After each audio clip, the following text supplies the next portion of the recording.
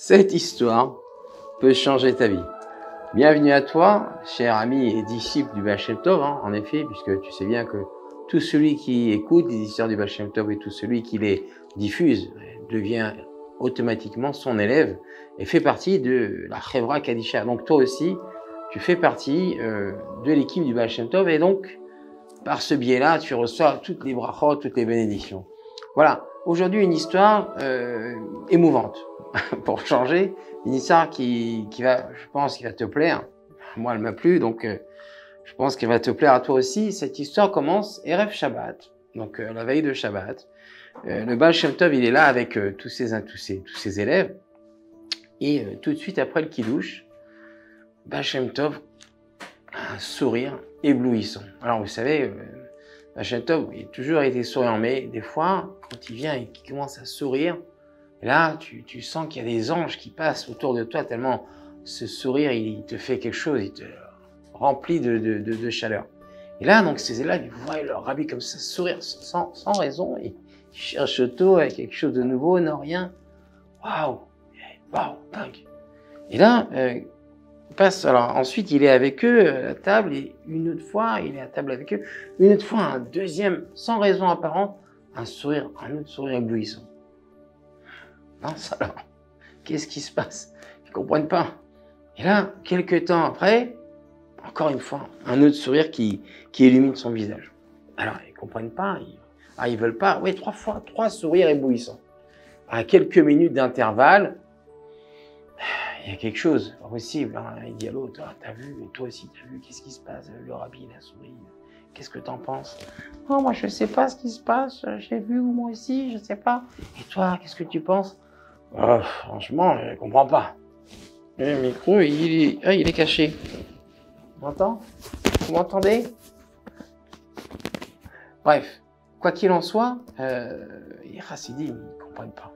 Alors, ils avaient un truc, entre les chassidim, ils savaient qu'il y avait un moyen. Quand il y avait quelque chose de bizarre comme ça, ils avaient une carte à jouer. La carte, c'était le chassid Rabbi Zeev Kitses. On connaît le chassid fervent, très attaché au rabbi, et il savait qu'il pouvait venir chez lui à la sortie de Shabbat et lui dire, écoute, va voir le Baal Shem Tov et essaye de demander pourquoi, qu'est-ce qui s'est passé, on aimerait savoir. Et donc le Rabbi Zeev Kitses, lui, il allait, vous savez qu'à la sortie de Shabbat, donc j'ai amené un accessoire, Baal Shem Tov, à la sortie de Shabbat, il allumait sa pipe, et bon, dans cette histoire, on ne nous en parle pas, mais il faut savoir que le Baal Shem Tov, il faisait même une bracha quand il fumait la pipe, c'était son maître qui lui avait appris il y avait une bracha spéciale à faire quand on fumait la pipe, et même on raconte dans certaines histoires que grâce à cette pipe, il arrivait à élever des âmes. C'est quelque chose de très spécial. Quoi qu'il en soit. Donc là, on a le Baal Shem Tov, il est là, Shabbat est terminé, il est là. Il fume.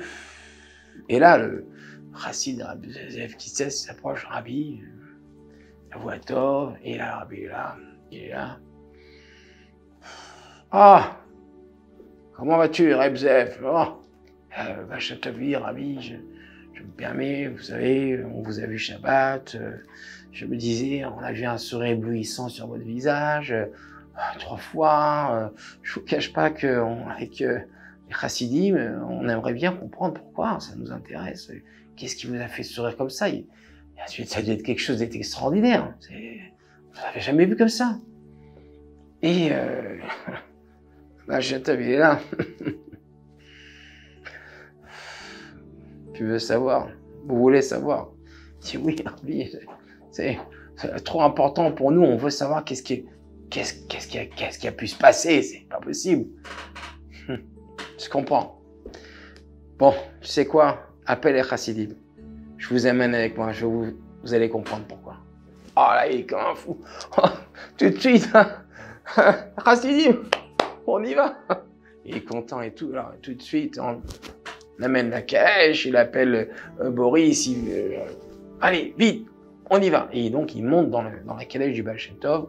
Et là, comme d'habitude, on sait, Boris, il est là, il s'endort, les chevaux, ils savent où est-ce qu'ils doivent aller. Et toute la nuit. Et on voit que, vous savez que Baal Shem Tov, il a ce miracle la route qui défile, ils passent en hyperespace, et donc, au petit matin, ils arrivent dans une ville. Alors, ils ne savent pas où est-ce qu'ils arrivent, mais je vous le dis, ils arrivent dans la ville de Koznitz. Bon. Et là, Baal Shem Tov arrive chez le président de la communauté. Ah, Baal Shem Tov, hein, quelle surprise, Rabbi. S'ils avaient su, j'aurais fait quelque chose. Entrez, bien sûr. Et là, Baal Shem Tov lui dit, une fois qu'il est rentré chez lui, je lui dis, je voudrais parler. Tu as quelqu'un, Shabtai ici? Shabtai, oui, Shabtai. Oui, tu as un chassid, un juif qui s'appelle Rab Shabtai. Je crois qu'il répare des livres, n'est-ce pas? Oui, tu dis, oui, en effet, j'ai un vieux monsieur, Shabtai, oui. Il dit, appelle-le-moi, s'il te plaît. Ah bon? Alors, dans sa tête, lui, Shabtai, mais c'est un petit monsieur, bon, il est gentil, mais Baal Shem Tov qui le convoque, qui vient jusqu'ici avec tous ses racines. Qu'est-ce qui se passe? Bon, oui, bien sûr, je l'amène. Et là, donc, on a on trouve ce vieux Shabtai, ce Reb Shabtai. Et chez Baal Shem Tov, Rabbi, vous m'avez demandé, oui. Alors, c'est un vieux monsieur quand même. Alors, Rabbi, vous m'avez demandé, oui. Shabtai, va chercher ta femme. Et il revient avec ta femme. Oh, mais oui, Rabbi, bien sûr. Et alors, il repart et il revient avec sa femme. Et là, le Baal Shem Tov lui dit, écoute, Shabtai, je veux que tu me racontes ce qui s'est passé Shabbat. Et là, Shabtai, oui. On sent qu'il y a, on sent que ça exerce, il y a quelque chose qui se passe dans sa tête. Et Baal Shem Tov lui dit, mais attention, je veux tout savoir sur ce qui s'est passé Shabbat. Nommer aucun détail. Je veux que tu me dises tout ce qui s'est passé. Avant, pendant, après, tout. En effet, Rabbi. Je vais tout vous dire. Mais s'il vous plaît, s'il y a quelque chose que j'ai fait de mal, n'hésitez pas à me le dire. Oui, ne t'inquiète pas. Vas-y, parle librement. Alors, Shabtai, il est là. On sent qu'il est un petit peu gêné. Il dit, oui, Rabbi, vous savez, moi, mon travail, c'était je répare les livres. Quand j'étais jeune, c'était un métier, mes doigts étaient habiles. J'allais très vite, j'étais très habile, je faisais très vite les réparations des livres. Les pages qui se déchirent, tout ça, c'était facile pour moi. Aujourd'hui, mes mains ne sont plus habiles comme avant et je prends plus de temps, donc plus difficile de gagner ma vie. Ces derniers temps, c'est très difficile. Arrivé un Shabbat, ces derniers Shabbats, et j'avais plus du tout, on n'avait pas d'argent pour Shabbat. Et dans ma tête, je me suis dit, Shabtai, on va pas demander à personne, on va pas aller voir personne. J'étais voir ma femme et je lui ai dit, écoute, chérie, s'il te plaît, je veux pas qu'on demande l'aumône à personne. Tant pis, si Dieu l'a décidé qu'on mange pas, on mangera pas. Sa femme me regarde, ah bon, tu veux pas? Non, je veux plus de voir des gens, des choses, tout vient de Dieu, donc si Dieu il veut me donner, il me donne. Et s'il veut pas, on va jeûner, tant pis. Sa femme, ouf, bah chérie, qu'est-ce qui t'arrive? Alors, il dit non, j'en ai marre de demander aux gens de me donner de l'argent, de faire l'aumône, d'attendre les gentillesses des uns et des autres. Je ne veux plus avoir besoin des gens. Mais alors, qu'est-ce qu'on va manger? Dieu, il va nous aider. Alors, sa femme, on sent que c'est un coup dur, hein, Shabbat. On va rien manger, mais c'est pas possible. Qu'est-ce qui se passe? Quoi? Mais on n'a même pas d'argent pour acheter des bougies. Eh ben, on se rend dans le noir. Bah alors, mais qu'est-ce qui t'arrive? Il toc dans sa tête et se dit, mais il a vieilli, mon mari, c'est pas possible. Il fait une crise, c'est la 80e, c'est la cinquantaine, c'est quoi? Quoi qu'il en soit, Shabtai, il me dit, mais je veux que tu sois avec moi sur ce coup. Je dis oui. Il dit non, je vais partir, parce que lui, il partait tôt à la synagogue. Il dit, je vais partir tôt, mais je veux pas que pendant que je sois pas là, on est d'accord, tu demandes à personne. Je veux pas des gens qui sachent notre situation, je veux plus demander. Top moi là. Là, comme avant, vous savez, avant c'était une poignée de main. Il fait une poignée de main avec ça. Ok. comment ils font? Je sais pas comment ça s'appelle. Quoi qu'il en soit, ils font leur serment, ils promessent. Et lui, donc, il part le cœur léger. Enfin, le cœur léger. Pas très léger, parce que c'est quand même difficile de passer Shabbat dans le noir sans manger. Mais il en a marre de demander. On peut comprendre que on peut pas toujours demander, c'est difficile. Et donc, par contre, alors, il reste longtemps à la synagogue jusqu'à que tout le monde soit parti, parce que il veut pas que les gens lui demandent, parce que quand il va rentrer, chez tout le monde, il y a de la lumière, et chez lui, c'est tout obscur, donc il est gêné. Donc il se dit, je vais attendre que tout le monde rentre, et je rentrerai en cachette sur la pointe des pieds. Et là, il raconte au Baal Shem Tov, là je rentre, et en m'approchant de chez moi, il y a une lumière. Je me dis, oh, Shabtai, c'est bizarre tout ça. On est parti, il n'y avait rien. Et là, il arrive, et j'arrive, je m'approche. Je me rends compte que la table est dressée, il y a des lumières, il y a des bougies. Je ne crois pas mes oreilles, je m'approche, mais Shabtai, je frotte les yeux. La table est dressée, des salades partout, du vin, des chalotes. C'est pas possible. Ah, elle n'a pas pu se retenir, cette vieille chouette. Enfin, dans sa tête, c'est ce qu'il s'est dit. C'est pas possible. Elle m'avait promis cette.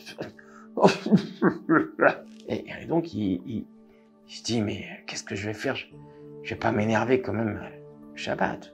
Vous savez que c'est faire très attention le vendredi à pas créer de tension. Donc il dit, j'approche de la maison et je vois tout ça sur un tas. Je me dis, ah, pourtant elle m'avait promis, cette femme. Femme, tu m'avais promis. Et il dit rien. Il dit, non, je vais attendre, je vais me retenir, c'est très dur. Il a envie de s'énerver. Et non, il dit rien. Et là, il fait qu'il douche, il chante comme il peut. Il dit, je chante, et il chante, et il fait qu'il douche, et il mange du pain, et il mange le poisson. Mais après, c'était trop, c'est pas possible. Il dit, mais il dit, par contre, il dit, j'ai quand même dit ça avec douceur, parce que j'ai pas voulu m'énerver. Et je lui dis,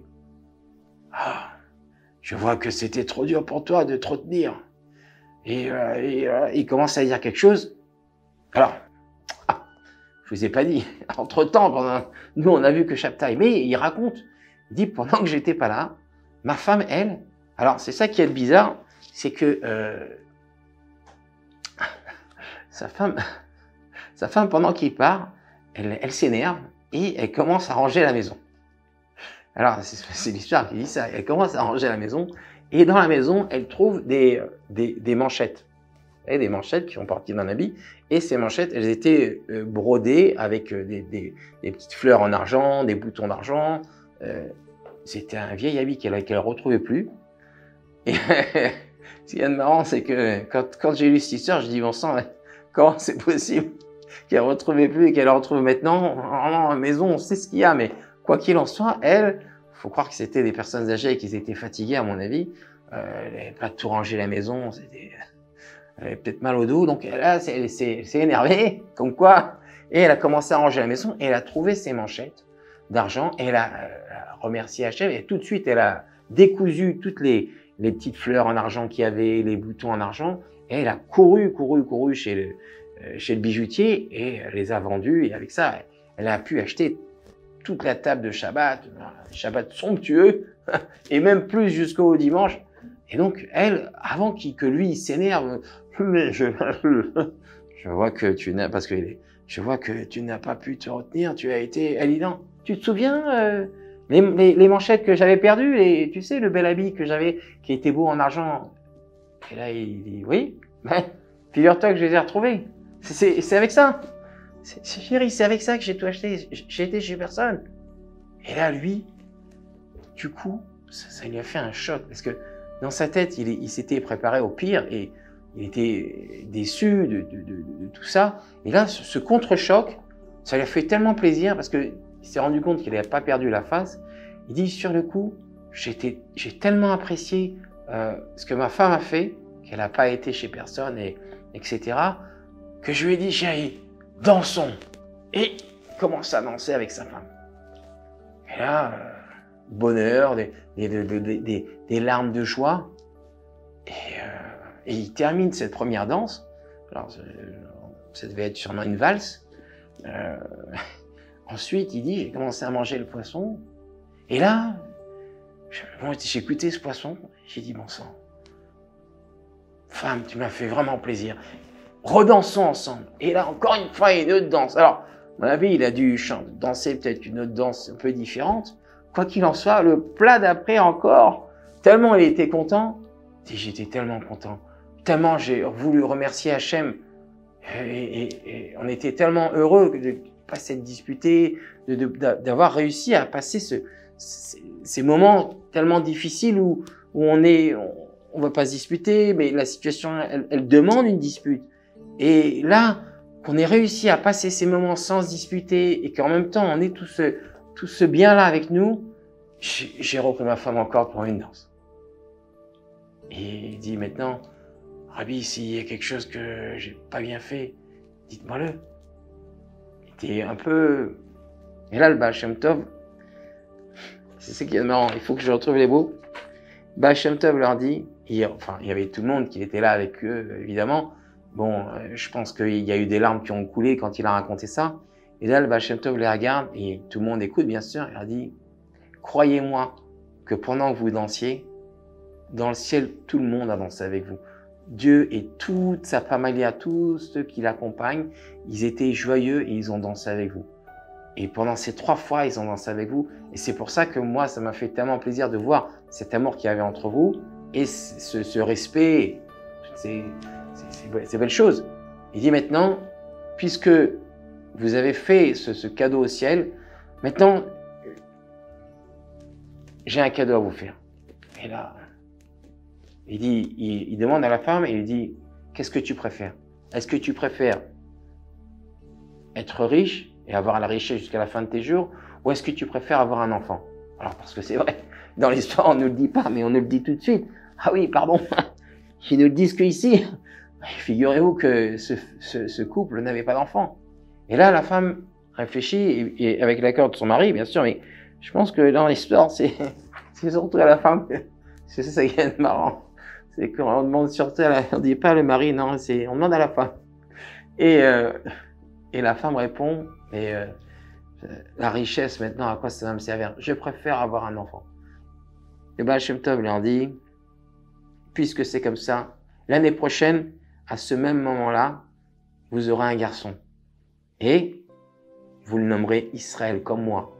Et 3e chose, je viendrai et je serai moi le Sandak. Moi, celui qui tiendrait l'enfant. Et là, bien sûr, énorme. Et alors, il leur dit, attention, cet enfant que vous aurez va éclairer le monde va éclairer le monde. Ouais. Exactement. Non, pardon, c'est pas ça. Tu vas l'appeler Israël et lui, il va t'éclairer par ses actions. Ça, c'est, voilà. Parce que c'est encore plus beau. C'est-à-dire que lui, par les actions que fera ton fils, il va t'éclairer jusqu'à là-haut. Sous-entendu qu'elle, elle va pas puisque c'était des personnes âgées. Quoi qu'il en soit, ce jeune Israël-là, il est devenu un grand tzaddik qu'on a appelé par la suite le Maguide, le Saint Maguide de Koznitz. Il y a des histoires qui sont magnifiques. C'est un grand tzaddik qui a fait, il y a des histoires qui font trembler tout le monde. Quoi qu'il en soit, une histoire, j'espère, qui t'a plu. Qu'est-ce qu'on peut apprendre de cette histoire? J'attends bien sûr tes commentaires.